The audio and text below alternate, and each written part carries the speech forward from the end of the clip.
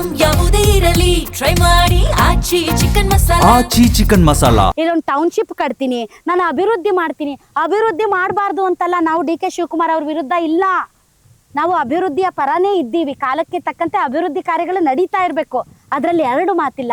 ಆದರೆ ಇಂತಹ ಸುಂದರವಾದಂತಹ ಜಮೀನುಗಳನ್ನು ನೀವು ಕಬಳಿಸ್ಕೊಂಡು ಅಭಿವೃದ್ಧಿ ಮಾಡ್ತೀವಿ ಅಂತಂದರೆ ಅದು ರೈತರ ಸಮಾಧಿಯ ಮೇಲೆ ಕಟ್ಟಿರುವಂಥ ಅಭಿವೃದ್ಧಿ ತಾನೇ.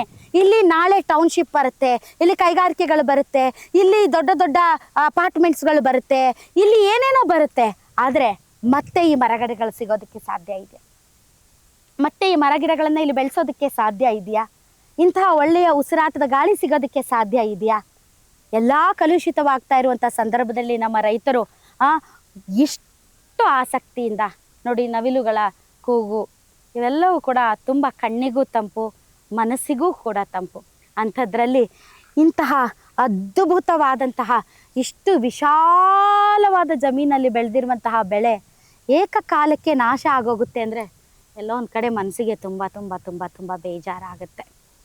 ನಾನು ಈ ಜಾಗಕ್ಕೆ ಬರೋದಕ್ಕೆ ಹತ್ತಕ್ಕೆ ಸಾಧ್ಯ ಇಲ್ಲಾಂದ್ರೂ ಸುಮಾರು 104 ಮೆಟ್ಲು, ಕಡಿದಾಗಿರುವಂಥ ಮೆಟ್ಲುಗಳನ್ನು ಹತ್ತಿ ಮೇಲಕ್ಕೆ ಬಂದಿದ್ದೀನಿ. ಯಾಕೆಂದರೆ ನಮ್ಮ ಜನರಿಗೆ ತೋರಿಸ್ಬೇಕು ಅಂತ.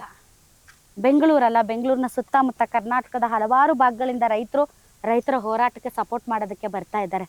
ಅಂಥವ್ರಿಗೆ ತೋರಿಸೋದಕ್ಕೆ ನಿಜಕ್ಕೂ ಇದು ಬರಡು ಭೂಮಿನ ಅಥವಾ ಫಲವತ್ತಾದ ಸಂಪದ್ಭರಿತ ಭೂಮಿನ ಅಂತ. ಎಷ್ಟು ತೆಂಗು, ಕಣ್ಣು ಹಾಯಿಸಿದಷ್ಟು ತೆಂಗು ಬೆಳೆ ಕಾಣ್ತಾ ಇದೆ, ಕಣ್ಣು ಹಾಯಿಸಿದಷ್ಟು ಅಡಿಕೆ ಬೆಳೆ ಕಾಣ್ತಾ ಇದೆ ನಿಮಗೆ. ಇಂತಹದ್ದನ್ನು ಕಳ್ಕೊಂಡು ರೈತ ಬೀದಿಗೆ ಬರಬೇಕು, ಅದೇನೋ ಅಭಿವೃದ್ಧಿ ಮಾಡಿಬಿಡ್ಬೇಕು, ಅವ್ರಿಗೊಂದು 2 ಸೈಟ್ ಕೊಟ್ಬಿಡ್ಬೇಕು, ಅವ್ರಿಗೊಂದು ಯಾವುದೋ ಒಂದು ಉದ್ಯೋಗ ಕೊಟ್ಬಿಡ್ಬೇಕು ಅಂದರೆ 100 ವರ್ಷ ಈ ಭೂಮಿಯಲ್ಲಿ ಅವ್ರಿಗೆ ಹೇಕೊಂಡು ತಿಂತಾರೆ? ನಂಗೆ ಅರ್ಥ ಆಗ್ತಾ ಇಲ್ಲ. ನಾನು ತೋರಿಸ್ತೀನಿ, ಕೊಡೋದು ಬಿಡೋದು ರೈತರಿಗೆ ಸಂಬಂಧಪಟ್ಟಿದ್ದು. ಆದರೆ ವಾಸ್ತವ ಸ್ಥಿತಿ ಇದು ಬರಡಲ್ಲ, ಇದು ಬಂಗಾರ. ಸರ್, ತಮ್ಮ ಹೆಸರು? ಹನುಮಂತಯ್ಯನವ್ರೆ. ಎಷ್ಟು ಚೆನ್ನಾಗಿದೆ ರೀ, ಎಲ್ರಿ ಬರಡಿದೆ. ನೀವೇ ನೋಡಿ, ಅಯ್ಯಯ್ಯ ನೋಡಿ ನಿಮ್ಮ ಡಿ ಕೆ ಶಿವಕುಮಾರ್ ಹೇಳಿ. ಇವಾಗ ನಮ್ಮ ಡಿ ಕೆ ಶಿವಕುಮಾರ್ ಇದನ್ನೇ ಬರಡು ಬರಡು ಬರಡು ಅಂತಾರೆ. ಅವ್ರು ಇನ್ನೆಲ್ಲಿ ನೀರಾವರಿ ಮಾಡಿ, ಇಷ್ಟು ನೀರಾವರಿ ಮಾಡ್ಬೇಕಾರೆ ಎಷ್ಟು ಕಷ್ಟ ಸಾಧ್ಯ ಇರ್ತದೆ ನೋಡಿ. ಡ್ಯಾಮ್ ಕಟ್ಟಬೇಕು, ಅದಕ್ಕೆ ನೀರು ತರಬೇಕಾದ್ರೆ ಎಷ್ಟು ಕೋಟ್ಯಾಂತರ ರೂಪಾಯಿ ಖರ್ಚು ಮಾಡಬೇಕು. ನಾವು ಮಾಡ್ಕೊಂಡಿರೋದನ್ನ ಕಿತ್ಕೊಂತೀವಿ ಅಂದ್ರೆ ನೀವು ಇದನ್ನ ನ್ಯಾಯನಾ? ಅವ್ರ ರಾಹುಲ್ ಗಾಂಧಿನೇ ಕೇಳಿ, ಇದನ್ನ ಕಿತ್ತಿ ತಿನ್ಬೋದ ಅಂತ ರಾಹುಲ್ ಗಾಂಧಿನ ಕೇಳಿ. ರಾಹುಲ್ ಗಾಂಧಿ ಅವ್ರು ನಿಜವಾಗ್ಲೂ ಅಂಡಮಾನ್ ನಿಕೋಬಾರ್ ಅಲ್ಲಿ ಆ ಸಮುದ್ರದ ಒಳಗಡೆ ಸ್ಕೂಬಾ ಡೈವಿಂಗ್ ಮಾಡಿ ಮತ್ತೆ ಅಲ್ಲೆಲ್ಲ ಹೋಗಿ ಮರಗಿಡಗಳ ಮಧ್ಯೆ ನಿಂತ್ಕೊಂಡು ಅಯ್ಯೋ ಈ ಅರಣ್ಯ ಪ್ರದೇಶ ಎಲ್ಲ ಹಾನಿ ಮಾಡ್ತಾ ಇದ್ದಾರೆ, ಈ ನೈಸರ್ಗಿಕ ಸಂಪತ್ತನ್ನ ಯಾರಿಗೋ ಅದಾನಿಗೋ ಅಂಬಾನಿಗೋ ಕೊಡ್ತಾ ಇದ್ದಾರೆ ಅಂತ ತುಂಬಾ ಚೆನ್ನಾಗಿ ಎಲ್ಲ ಮಾಡಿದ್ರು. ಆದ್ರೆ ರಾಹುಲ್ ಗಾಂಧಿ ಅವ್ರು ದಯವಿಟ್ಟು ಇಲ್ಲಿಗೆ ಬರ್ಬೇಕು, ಇಲ್ಲಿ ಓಡಾಡ್ಲಿ ಅವ್ರನ್ನ. ಹೌದಲ್ವಾ ಸರ್? ಓಡಾಡಿ ಡಿಸೈಡ್. ಅವರು ನಮ್ಮ ಮುಖ್ಯಮಂತ್ರಿ ಇಬ್ರು ಬರ್ಲಿ, ಇದನ್ನ ನೋಡ್ಲಿ ಒಂದ್ಸಾರಿ. ನೋಡ್ಬಿಟ್ಟು ಅವ್ರ ಮನಸ್ಸು ಏನಾದ್ರು ತೆಗಿಬಹುದು ಕಂಡ್ರಿ, ಇಲ್ಲ ಕಂಡ್ರಿ ತೆಗಿಲೇಬಹುದು ಅಂದ್ರೆ ತೆಗಿಲಿ ಬಿಟ್ಕೊಡೋಣ.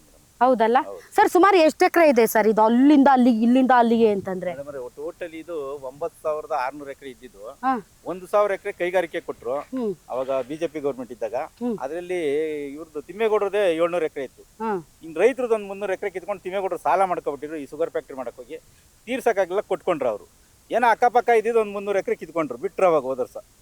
ಈಗ ತಿರುಗಿ ಇವರು ಬಂದ್ಬಿಟ್ರು, ಇದನ್ನೆಲ್ಲ ನಾವು ಟೌನ್ಶಿಪ್ ಮಾಡ್ತೀವಿ ಅಂತ ಈ ತರ ಎಲ್ಲ ದಮಸ್ ಮಾಡೋಣ ಅಂತ ಬಂದ್ಬಿಟ್ರಿ. ಇವರು ಏನ್ ಮಾಡೋದು ಹೇಳಿ? ಇಷ್ಟೊಂದು ಮರಗಳನ್ನ ಇಲ್ಲ ಸರ್, ಮನುಷ್ಯರ ರಾಕ್ಷಸರ ಅವರು. ಅವ್ರು ರಾಮಲಿಂಗಾರೆಡ್ಡಿ ಹೇಳ್ತಾರೆ, ಜಿಲ್ಲಾ ಉಸ್ತುವಾರಿ ಮಂತ್ರಿ ಆಗೋರು 1 ದಿನ ಬರಲಿಲ್ಲ ಮೇಡಮ್. ಇಲ್ಲಿ ಅವ್ರಿಗೆ ಹತ್ತಕ್ಕಾಗಲ್ಲ, ಇಲ್ಲಿ ಹತ್ತದ್ ಬೇಡ, ನಮ್ ಸರ್ಕಲ್ ಬರಲ್ಲ, 1 ದಿನ ಮಾತಾಡಲಿಲ್ಲ. ಆಪರೇಷನ್ ಆಗಿತ್ತು ಅವ್ರಿಗೆ. ಹೇಳ್ತಾರೆ ನಾವು ರಾಮನಗರ ಬಿಡದಿ ಟೌನ್ಶಿಪ್ ಮಾಡೇ ಮಾಡ್ತೀವಿ ಅಂತ ಹೇಳ್ತಾರೆ ರಾಮಲಿಂಗಾರೆಡ್ಡಿ ಅವರು. ಅವ್ರು ಜಿಲ್ಲಾ ಉಸ್ತುವಾರಿ ಮಂತ್ರಿ 2 ದಿನ ಬಂದು ಬಾವುಟ ಆರಿಸ್ಬಿಟ್ಟು ಹೋಗವ್ರೆ. ಕನ್ನಡ ರಾಜ್ಯೋತ್ಸವ 2 ದಿನ ಬಂದು ಬಾವುಟ ಆರಿಸ್ಬಿಟ್ಟು ಹೋಗ್ಬಿಟ್ರೆ ಇಲ್ಲಿ ಸಮಸ್ಯೆ ಎಷ್ಟು ಮರಗಳು ಸರ್ ಅಂದಾಜು? ಎಷ್ಟು ಮರಗಳು ಸರ್? ಎಲ್ಲ ಒಟ್ಟು ಟೋಟಲಿ 10 ಲಕ್ಷ ಮರ ಗಿಡ ಇದೆ ಅಡಿಕೆ. ಈಗ ನಮ್ಮೂರು ಒಂದ್ರಲ್ಲೇನೆ 25,000 ಅಡಿಕೆ ಗಿಡ ಇದೆ. ಒಂದ್ರಲ್ಲಿ ನಮ್ಮೂರಲ್ಲಿ ಬೇರೆ ಇನ್ನ 26 ಹಳ್ಳಿ ಇದೆ. ಎಷ್ಟು ಸಂಪಾದನೆ ಮಾಡಿದ್ರು ನೋಡಿ ಬರೀ ಅಡಿಕೆ. ತೆಂಗು ಎಲ್ಲಾ ಊರಲ್ಲೂ ಇದೆ ಮೇಡಮ್. ತೆಂಗು, ಅಡಿಕೆ, ತರಕಾರಿ ಬೆಳಿತಾರೆ. ಸೌತೆಕಾಯಿ ಟನ್ ಗಟ್ಲೆ ಹೋಗುತ್ತೆ. ನಮ್ಮ ಇದ್ರಲ್ಲಿ ಅಲ್ಲಿ ಕಂಚಕಾರ್ನಲ್ಲಿ ಬರ್ರಪಳ್ಳಿ ಅಂತ ಇದೆ, ಟನ್ ಗಟ್ಲೆ ಬೆಳಿತಾರೆ ಸೌತೆಕಾಯಿ. ಬನಶಂಕರಿಗೆ ಹೋಗುತ್ತೆ. ಈ ತರ ಭೂಮಿನೆಲ್ಲ ಕಿತ್ಕೊಂಡು ಬದನೆ ಗಿಡ ಬೆಳಿತಾರೆ, ಹೂಕೋಸು ಬೆಳಿತಾರೆ, ತರಕಾರಿ ಬೆಳಿತಾರೆ, ಹೀರೆಕಾಯಿ ಬೆಳಿತಾರೆ, ಬಾಳೆ ಬೆಳಿತಾರೆ. ಅದು ರೇಷ್ಮೆ ಮೇಡಮ್ ರೇ. 15 ದಿನಕ್ಕೆ ಒಂದೊಂದು ಬೆಳೆ ರೇಷ್ಮೆ ಬೆಳಿತಾರೆ. ಏನ್ ಮಾಡೋದ್ರು ಹೇಳಿ? ಇವ್ರು 15 ದಿನಕ್ಕೆ ನಮ್ಮ ಒಬ್ಬೊಬ್ರು ರೈತರು 1 ಕಾಲು ಲಕ್ಷ 2 ಲಕ್ಷ ಮಾಡ್ಬಿಡ್ತಾರೆ ಕೆಲವರು. ಕೆಲವರು ಒಂದು ಕಮ್ಮಿ ತಗೊಂಡ್ಬರೋರು 50 ಮಟ್ಟ ತರೋರು 1,60,000 ಹಿಂಗೇನೋ ಜೀವನ ಮಾಡ್ಕೊಂಡು ಹೋಗ್ತಾರೆ. ಹಾಲೊಂದೇ ಮೇಡಮ್ ಅವರೇ 6.5 ಲಕ್ಷ ಲೀಟ್ರ್ ಹಾಲಿದೆ ನಮ್ಮ 2 ಪಂಚಾಯತಿ. ಈಗ ಅಲ್ಲಿ ಹೊಸೂರ್ಗೆ ಹೋಗಿದ್ದೆ, ಅಲ್ಲಿ ಹಾಲಿನ ಕೇಂದ್ರಕ್ಕೆ ಹೋದೆ. ಹೌದು, ದಿನಕ್ಕೆ 5,000 ಲೀಟರ್ ಹಾಕ್ತಾರೆ ಅಂತಂದ್ರು. ಅಲ್ಲಿ ರೈತರು ನಾವು ಕೊಡ್ತೀವಿ ಅಂತಾರೆ. ಯಾರೋ ಒಂದು ಅರ್ಧ ಜನ ಹೇಳ್ಬೋದು, ಒಂದು ಕಾಲ್ ಭಾಗ ಜನ ಹೇಳ್ಬೋದು ಆ ಊರಲ್ಲಿ. ನಮ್ಮೂರಲ್ಲಿ ಹೇಳ್ತೀರಾ?